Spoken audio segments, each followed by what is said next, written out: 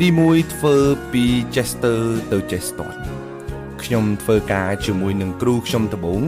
គាត់និយាយប្រាប់ខ្ញុំថាគ្មាននរណាម្នាក់អត់ខ្ចោះទេបើយើងគិតតែធ្វើអ្វីទៅបានផលហើយល្អប្រសើរសម្រាប់ជីវិតរបស់យើងគឺយើងចាប់ផ្ដើមធ្វើទៅគ្មានអ្នកណាខំប្រឹងមួយថ្ងៃបានផលនោះទេសូម្បីតែដាំបាយក៏ត្រូវការពេល10ទៅ30នាទីដែរដើម្បីឆ្អិនអ្នកខ្លះគាត់មានសមត្ថភាពខ្លាំងមែនទែនប៉ុន្តែអ្វីដែលគាត់មិនទទួលបានផលនោះគឺខ្វះភាពក្លាហាននៅក្នុងការចាប់ផ្ដើមធ្វើវាចាំមាននេះចាំមាននោះមិនទាន់ដល់ពេលមិនទាន់ត្រៀមខ្លួនហើយជាដើមត្រូវចាំថាអត់មានអ្វីដែលអាក្រក់មើលជាងការចាប់ផ្ដើមទេគ្មានអ្វីលំបាកជាងការចាប់ផ្ដើមទេហើយក៏គ្មានអ្វីដែលអស្ចារ្យជាងការចាប់ផ្ដើមដែរកុំចាំចេះស្ទាត់ចាំចាប់ផ្ដើមរៀនធ្វើតិចតិចតក់សឹមទៅធ្វើបដា